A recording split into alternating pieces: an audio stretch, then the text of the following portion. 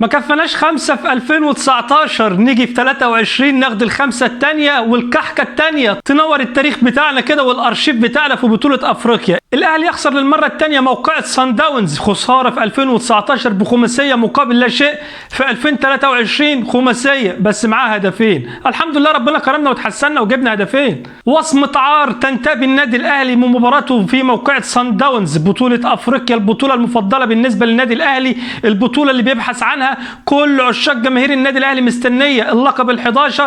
ولكن الاهلي مخيب للامال في هذه النسخه في بطوله افريقيا. اليكم يا ساده تفاصيل موقعة صن داونز الفضيحه، العار اللي انتابه النادي الاهلي في هذه المباراه. فامسكم فل على الناس الكل، وطالما وصل لك الفيديو فلايكاتك الجميله وسبسكرايباتك الرايقه، وتعالى معايا نخش في تفاصيل ادغال افريقيا والمباراه اللي جن جنون كل جماهير النادي الاهلي في هذه المباراه. فيلا بينا نبدا.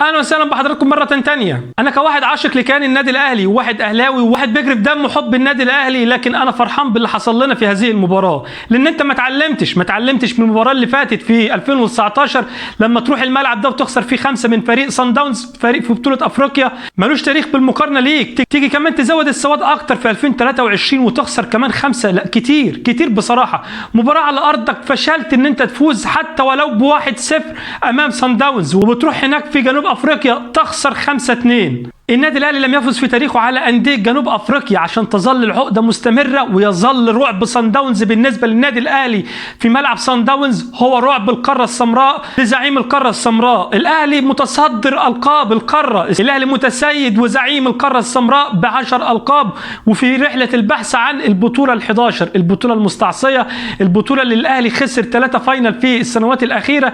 الاهلي بقدر الامكان بيبني الفريق مره تانية، ولكن تيجي مباراه زي صن داونز تكشفك وتخلي مالكش اي تاريخ في بطولة افريقيا. صن داونز والنادي الاهلي الفرقتين ما تقدرش تقارنهم تاريخيا في بطولة افريقيا. الزعيم النادي الاهلي هو المتصدر، هو صاحب الالقاب، هو المتسيد في القارة السمراء، ولكن ابناء البافانا ابناء جنوب افريقيا يلقون الاهلي درسا لن ينساه ابدا في تاريخه. خماسية في 2019 وخماسية في 2023، حرام بجد. مباراة كلها أخطاء، مباراة كلها ما تقدرش تحملها الواحد بشخص بعينه، مباراة من كبيرها لصغيرها وكل واحد شال الليلة ولا أحد يستثنى من اللوم ولا العتاب. السيد كولر كده واضح إن هو ملوش في أفريقيا، واضح إن هو كده أفريقيا بالنسبة له لوغاريتم ولسه حاجة مبهمة ما وضحتش الأمور ومعلمها بشكل كويس. لكن المفروض يبقى فيه مساندة من سامي قمصان، من سيد عبد الحفيظ، يديله فيدباك كده عن القارة الأفريقية ظروفها إيه وعن المباراه في أفريقيا شكلها إيه. أنت بتلعب في أفريقيا مش بتلعب في أوروبا، مش الدنيا متسهله بالنسبه لك. الاهلي بنشوفه في مباراته امام صن داونز بيلعب في الساعه 3 عصرا، يعني في عز الحر في عز النار. وكمان يزيدك البلاء اكتر ان كمان يكون الفندق الاقامه بتاعك ما يكونش جنب الاستاد علشان خاطر يقطع نفسك ويجيبك من فرهد الملعب، ويبقى انت نازل الملعب مسلم نمر، وبالتالي ما يكونش عندك اي قوه ولا اي نشاط ولا اي جهد ان انت تقدر تجاري فريق بحجم صن داونز. صن داونز النهارده فريق متكامل، كشفك بمعنى الكلمه. الفريق عنده سرعات، الفريق عنده مهارات، الفريق عنده كونتر اتاك ممتاز جدا، الفريق عنده النواحي التكتيكيه ممتازه، الفريق متكامل بمعنى الكلمه. هو لن ينقصه الا شيء واحد، خط الدفاع اللي انت ما استغلتوش في هذه المباراه. خط الدفاع صن داونز في الضياع. انت لو كنت لعبت وكنت ركزت في المباراه ديت وقدرت ان انت تاخد المباراه على اجزاء، ما ينفعش تاخد المباراه ال 90 دقيقه برتم معين وباداء معين. اولا انت نازل فاتح الملعب وفاتح صدرك وبص، هي مش عركه يا عم كولر، احنا رايحين نلعب ماتش عايزين نرجع اضعف الايمان بالتعادل عشان تحفظ ماء الوجه ليك، وفي ذات الوقت تحافظ على فرصك في الصعود للادوار الاقصائيه. لكن انت رايح فاتح صدرك واخدها عركه بقى وخناقه ولازم نفوز، احنا تعادلنا في ارضنا لازم نروح نفوز هناك، قاعدين شلنا 5 مرض. انت كده ده اول خطا وقع فيه السيد كولر، ان هو فاتح الملعب بشكل مبالغ فيه، ما عندوش اللي هو حته تضييق المساحات واللعب على العناصر الفعاله في صن داونز. انت مباراه كانت عندك في القاهره الاولى، اعتبرها بروفا، اعرف بقى عناصر اللعب فين والمفاتيح بتاعت اللعب فين، روح مباراه صن داونز اقفل الدنيا بشكل كويس واحكم امورك. لكن احنا ما شفناش الكلام ده خالص. خالص. انت فاتح الجيم بتاعك بتجاري صن داونز، فاتح الملعب كله، مفيش ادنى مشكله بالنسبه لك. اتلبيت هدف في اول 3 دقائق، اقفل بقى الدنيا واظبط دنيتك، لا مفيش مشكله عادي. ربنا كرمك واتعادلت بعدها ب10 دقائق، حافظ بقى واقفل الدنيا وظبط امورك، لكن برضه فاتح صدرك وبتلعب ومش فارق معاك اي حاجه. لكن المباراه زي ما قلت لك لازم تدار على اجزاء. انت المفروض اول ربع ساعه اللي هم بيقولوا عليها مرحله جس النبض، انت المفروض لازم ما تستقبلش اي اهداف في هذه الدقائق الاولى من المباراه، وبعد كده تقدر ان انت تاخد نفسك، وبعد كده تلاقي الفريق اللي قدامك اعصابه هديت والحماس اللي عنده نزل شويه، فبالتالي تقدر تعمل حاجه، تيجي في اخر الماتش تقدر ربنا يكرمك وتجيب جون، ركنيه، ضربه جزاء، اي حاجه. لكن انت فاتح المباراه وساب الدنيا عادي مفيش مشكله، وكانت النتيجه في الاخر 3 اهداف مدويه بمعنى الكلمه في الشوط الاول. 3 اجوان لصن داونز ما فيهمش ادنى حظ، ما فيهمش ادنى ان انت تقول حتى ذره شك في تسلل، في كره فاول، في اي حاجه، ما فيش خالص. الجول الاول جول ملعوب وقدروا ان هم يخطفوا ويسجلوا الجون، تصويب من بره ال 18، نفس مباراه الذهاب، نفس الغلطه ونفس الجول. لكن انت ما قدرتش، انت عندك خط الظهر مفتوح بمعنى الكلمه، فاتح، ما فيش تضييق المساحات، ما فيش الاسترس والضغط على اللاعب اللي معاه الكوره، واللعيبه تايهه ومش مركزه. حاجات كده غريبه كانت بتحصل في المباراه ديت. لو كنت جبت حد لسه بيقول الف ب كوره كان لعب ماتش افضل من ده. الكره الثانيه ركنيه ودربكه داخل ال 18 وهوب تروح للواد يروح حطها جول، وكل واقف بيتفرج وسط الفرقه كلها في دفاعات الفرقه كلها. صن داونز تحرز الهدف الثاني ويجي لك دانه من 31 يارده تكشف الشناوي على حقيقته، والشناوي لابد من وقفه. الشناوي بقى لازم تقف له، ولازم ان انت تجيب له حارس ينافسه. ما ينفعش مصطفى شوبير لان انت مش مقتنع بيهم، انت ذات نفسك كاهلي وكاداره فنيه انت مش مقتنع ان علي لطفي او مصطفى شوبير ان هم يقودوا حراسه المرمى في مباراه كبيره زي ديت. ما عندكش القناعه، انت واخد الشناوي على عيبه، شغال عطلان، هيلعب خلاص، انت بقى مديله الحريه الكامله ان هو يتحكم فيك زي ما هو عايز. رخر هو اداؤه طالع اداؤه نازل بيكون موجود في التشكيله الاساسيه، وده اكبر غلطه يقع فيها النادي الاهلي. لازم توجد له حارس بديل، حارس بامكانيات ابو جبل لا يقل عنه.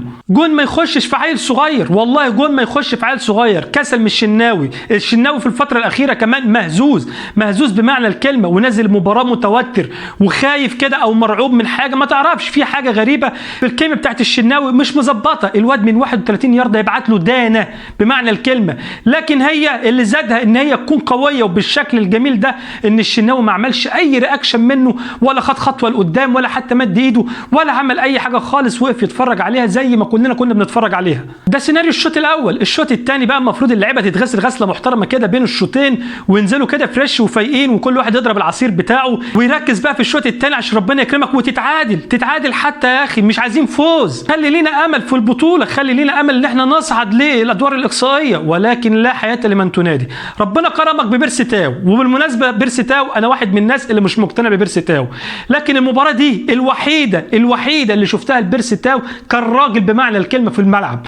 وهو الوحيد اللي في لعيبه النادي الاهلي كلهم ان هو كان عنده الرجوله وعنده الشجاعه وعنده ان هو الاصرار والعزيمه ان يعمل حاجه في هذه المباراه. سيبك بقى بيلعب فردي، سيبك ان هو بيلعب يثبت لجمهوره ناديه والنادي اللي كان بيلعب قبل كده فيه، سيبك من الكلام الفارغ ده كله، وركز ان هو كان عنده الاصرار والعزيمه ان يعمل حاجه، حتى لو كانت الحاجه دي على حساب مصلحه النادي وبيلعبها لمصلحته الشخصيه، ما عنديش مشكله، بس ان هو كان راجل في الملعب، كان بيقاتل في المباراه. الجول الاول اللي احرزه شريف هو المتسبب في قطع الكره اللي مررها الكندوسي، وكندوسي على طول باص على طول لشريف، وشريف ربنا كرمه وحطه جول. الشوط الثاني نزل بيرسي تاو قدر ان هو يخطف هدف في بدايه الشوط الثاني، ربنا كرمك حلو قوي بقى كده 3-2. نهدى بقى كده ونرزمن بقى كده ونشوف دفاعاتنا ظروفها ايه، ونقدر نقفل كده، حتى لو هتسحب واحد من نص الملعب يا عم ولا واحد من المهاجمين وتنزل فرده دفاع ولا اي حاجه تعملها يا عم كولر، لكن ده انت فاتح الدنيا خالص واخد اصرار وعزيمه ان انت لازم تفوز في هذه المباراه. مش ده الفريق اللي انت في ظل الوقت ده والتوقيت اللي انت فيه ده والاعصاب اللي انت بتلعب عليها ان انت تفوز في هذه المباراه. فريق ظهر معاه كل المميزات، سرعات انت ما كانتش موجوده عندك، لياقه بدنيه مش حاضره عندك، انت اصلا جاي الملعب مفرهد، هم قاتلينك قبل المباراه. لازم يبقى الذكاء هو الحاكم هذه المباراه، وتلعب الجيم بعقلانيه شويه، تلعب على قد الاوراق اللي موجوده معاك وعلى قد القماشه وظروف الجيم اللي موجوده. كل مباراه وليها ظروفها، كل مباراه وليها توقيت وليها ان انت تعمل فيها ايه، سواء انت تدافع سواء ان انت تهاجم، سواء ان انت تمسك المباراه، كل حاجه وليها وقتها. ربنا كرمك جبت الجون الثاني، خلاص بقى نهدى بقى والرزمن. لكن بالعكس هوب برضو الدنيا مفتوحه، وهوب البس الرابع، وهوب الخامس بعديه، وانتهت المباراه بالنسبه لك وخلاص اتقتلت اكلينيكيا. وكمان بتقلل فرص الصعود ليك في بطوله افريقيا علشان تخرج بفضيحه. والله هتبقى فضيحه لو خرجنا من دور المجموعات. ولكن ايه اللي هيفرق ان انت تصعد او ان انت تخرج من دور المجموعات؟ ما انت حتى بقى الاداء ده وبالاسلوب والطريقه اللي احنا شايفينها ديت، وان كولر اصلا تايه في افريقيا، هتصعد للادوار الاقصائيه هتضيع وهتخرج برضه بفضيحه ثانيه، وهيقابلك برضه مباراه كبيره وهتخسر فيها ويبقى شكلك وحش. لكن عندي اخرج من دلوقتي ولملم بقى اموري واشوف دنيتي واظبط دنيتي واشوف ايه اللي ناقصني وايه اللي انا محتاجه وابتدي اشتغل عليه. لكن بالشكل ده لا ما ينفعش. لعيبه الاهلي مش مركزه تماما بلا استثناء. اي لاعب استثنى بس بيرسي تاو هو اللي كان حاضر في هذه المباراه، ودي اول مباراه اشوفها لبيرسي تاو بهذا الاداء وبهذا المجهود بصراحه. شناوي مهزوز، خط الظهر كله في الضياع، من بدايه من هاني لعلي معلول بقلبي الدفاع، كله ضايع بمعنى الكلمه. هاني ما تعرفش في حاجه مش مظبوطه، علي معلول نفسه ما بيجيبش ال90 دقيقه، قلبي الدفاع ما تعرفش. في مره تشوف محمد عبد المنعم تدي مدح وشكر فيه وفخر فيه للصبح، وتيجي تشوفه في مباراه ثانيه ما تقولش حتى ده لاعب كوره. شرحه ياسر ابراهيم انت لعبت يا عم ياسر في مباراه 2019 على الملعب ده، يعني انت حافظه وعارف الدنيا فيه ايه. لكن ما فيش الكلام ده. لكن نازل ايضا تايه ومش دريان باللي بيحصل، وحاجه في منتهى الحزن واليأس بصراحه. نقطة مهمة يفقدها النادي الأهلي ودفاعات النادي الأهلي بالذات، القائد اللي داخل الميدان، القائد اللي داخل الملعب.